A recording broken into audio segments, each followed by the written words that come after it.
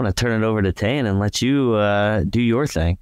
All right. So the first child we have is Gage from Currant FX. Hi. All right. So you ready for this? Yep. All right. So basically give me your elevator pitch. So what's your name and what do you do?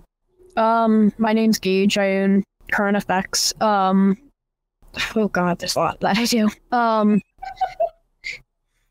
a traveling scare actor. I'm a costume artist and designer. What else? God, sorry. There's so much. Business? Like what? So I own a production company, so I'll do anything for all sorts of holiday themed events. So if you have a Christmas event you're trying to do, we can help you out with those. We can do anything you really need. See, it's not that bad. It's not that scary. All right. So, the first question, why did you decide to start your own business? Oh God. So really, so I always loved making costumes and props and doing all that Halloween stuff. So ever since I was younger, I loved Halloween. I loved clowns.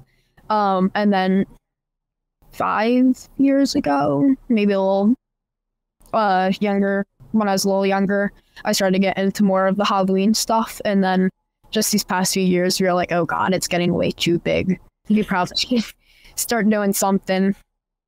So yeah, this just got in from there. Yeah, I just took off from there. That's how they all start.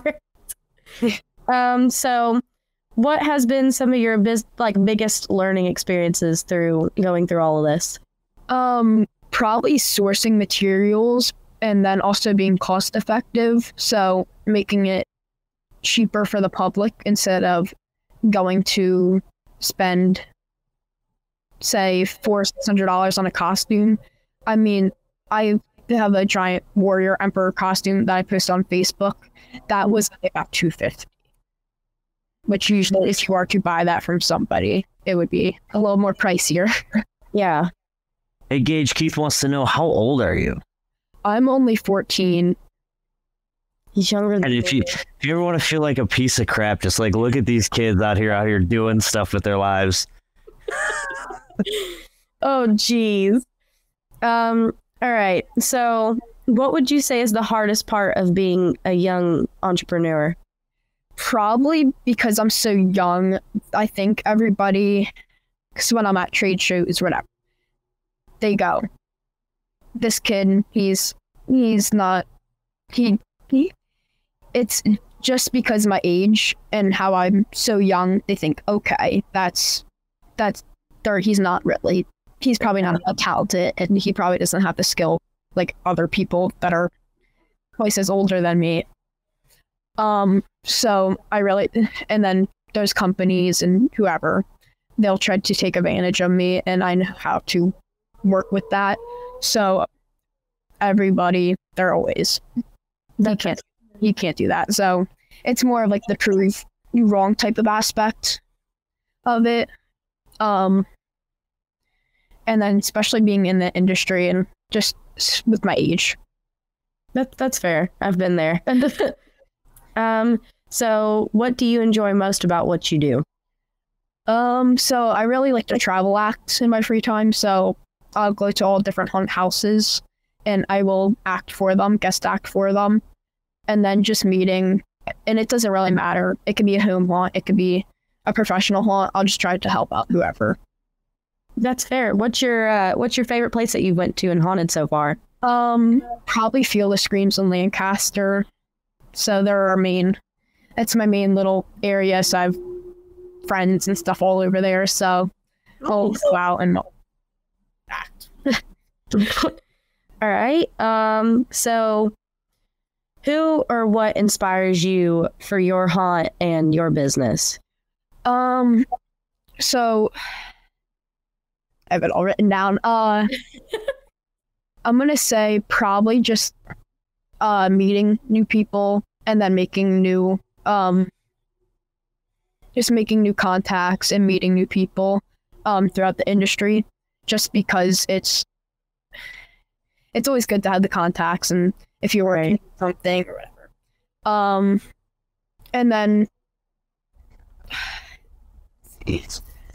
I also have closer friends in the industry that do YouTube and stuff like that. So we'll go to different haunts and we'll basically go out and go to all different haunts and basically see what we can do. That's fair. That's fair. And because that question triggered it in my brain, tell me a little bit about the haunt that you did last year, because I seen like an article on it. Yeah, so we do, in our front yard, we do a haunt. It's fairly big, so we have a giant 60. Hey, you make it sound so little. It's in our front yard. Like, dude, the pictures of it are nuts. Yeah, we have a 60-foot circus tent pretty much up in the front yard, and it's a giant walk-through. So you walk through, and we have lighting that's hooked up. So it controls all the lighting, so it'll play the sound and music. And we have an opening show this year that I'm doing with all the characters and a backstory and everything. So I'm guessing it gets bigger every year. Oh, yeah, definitely. I think from last year to this year, it's definitely, because it was just their driveway with a few props out, and then this year we just took the whole step.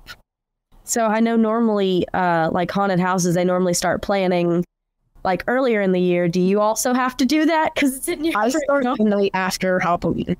Oh, jeez. It's because we don't have the people, because we're such a small haunt compared to other haunts out there.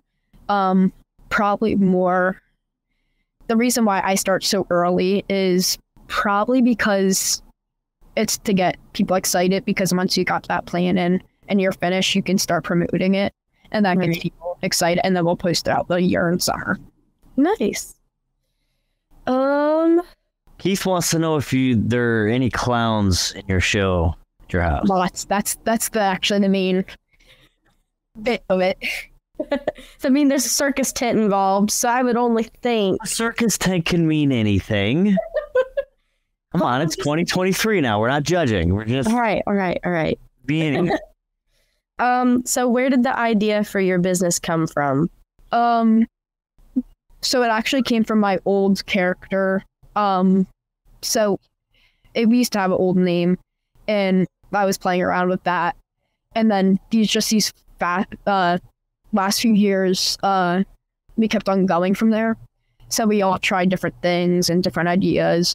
And then we finally found Currant FX. So we,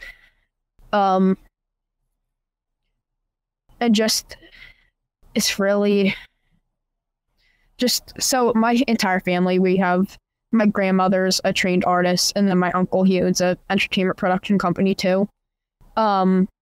So over the past few years, it's just gotten so, they've taught so much over the past few years, so it's really helped a lot. It was just kind of a hand down the torch kind of thing. Yeah. Crystal wants to know, how many actors does your haunt have in a night? So Halloween night, it really depends on what night it is, because I know this year it's on a Thursday. So we'll be doing all that weekend, and then those 2 days, Monday and Thursday, I'm pretty sure it was. So on Halloween, we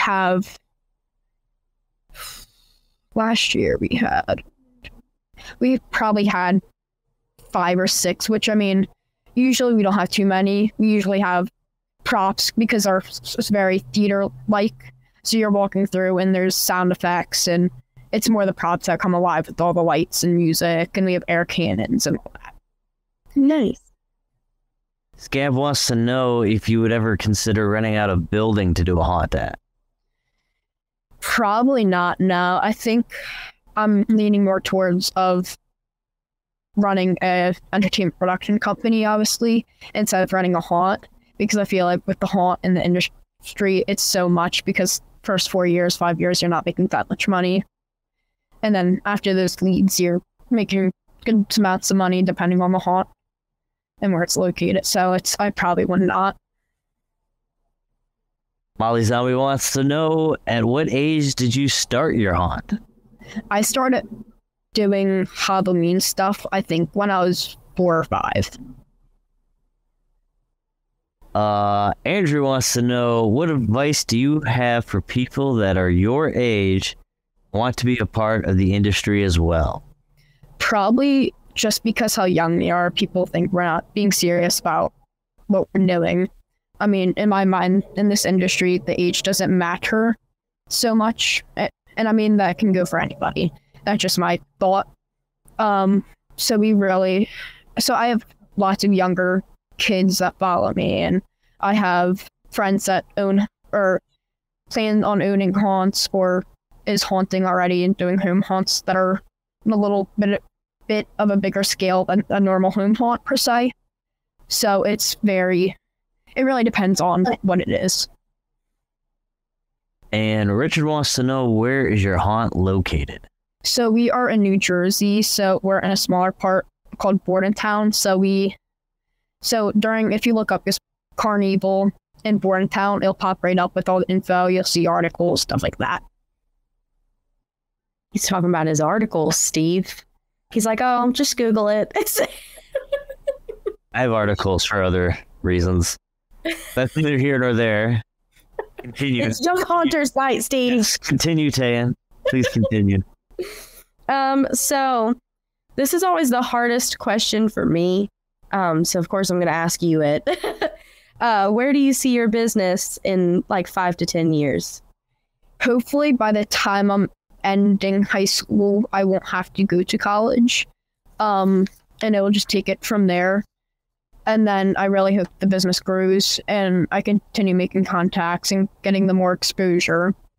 And then pretty much be self-sufficient in the industry and kind of help have that lead.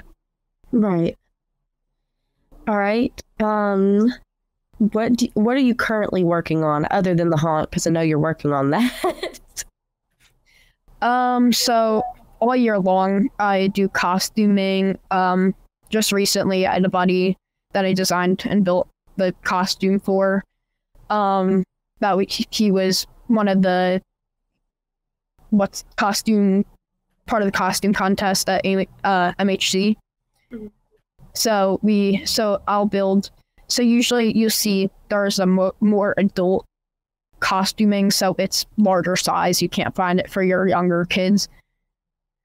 And I mean, there's those kids, like I have a neighbor right next door, and the kid's I think he's 7, he just turned 7, and he's so young still, so it's really depending on. So if you have like a really small we can do toddler sizes if you want a little clown costume. That'd be cool. So yeah, I actually have one of the costumes right here. This is my main guy. So this is all child sized. And then same as costuming. What? When I was a kid in a haunt, my costumes did not look that fancy. Yeah, I mean, a lot of these costumes, I try to go with a more gross and tattered look to them. So if you have that haunt that's old carnival or an old themed, we can do anything. Vampires, clowns, everything. Everything has the tattered edging. So if you want it clean, we can do clean, and then we can do the tattered edging as well. Nice. Robert wants to know, when someone says you can't do something because you are only 14, what do you tell them? Just usually because I was just recently at a trade show. I'm not going to say names or whoever. There was a few companies that were thinking, oh, he's so young, he's not going to be able to do that. And my dad, he was talking to them before, and I walked up, and he was actually, he was talking to them and going, okay, you can finally take a break while he was playing. And as I walked up, my dad went, what? And he was actually telling him, he's actually looking at the prop to see how it is designed, so he had built it. And then it's always I'll tell you what. We'll do like one or two more things here. Where can people find you and your company out on the internet and on the interwebs, things like that? Currently our company is down. We are working on it. You can email me at gage.currant@currantfx.com, or you can look me up on social media at gage_current on Instagram, Facebook, and whatever. And you can message me from there. Are you doing any more trade shows coming up within the next year? Probably Transworld, stuff like that. Sweet. Well, my friend Gage, thank you for being on the show. And you just don't listen to those people that say you can't. People told us we couldn't do Fear Expo, and we did it anyways. So just, stick to it. And always remember, this is something somebody told me a long time ago. Usually people that can't rise to your level like to try to bring you down to their level. So if you have people naysaying you and hating on you, it's probably because you're doing something right. So just keep on doing what you're doing, and remember, people are always going to buy things from you because they can't do it themselves. Yeah. And I mean, that happens a lot. I mean, I have friends, close friends. I have people that I don't even know message me, and they'll just go, hey, and I'll message them right back. So if somebody is to need something, I'll message them right back. If they need it so soon, I can still do it. I'll ship it out. I'll do it that day and ship it out. The big bosses are saying you got to be at Fear Expo, so you better make that happen. Cool. It's a lot of fun. Come down there. We'll all take care of you. We all got your back. Nobody will mess with you down there. We promise you that. So, all right, Gage, we're going to let you go because we have a million other things we got to do tonight. But thank you again for coming on the show. And I look forward to meeting you in person, my friend. Yeah, thank you. I always dislike talking to guys like Gage or you, because when I was your guys' age, I was not like forward thinking. I wasn't like trying to figure out how to budget money and save and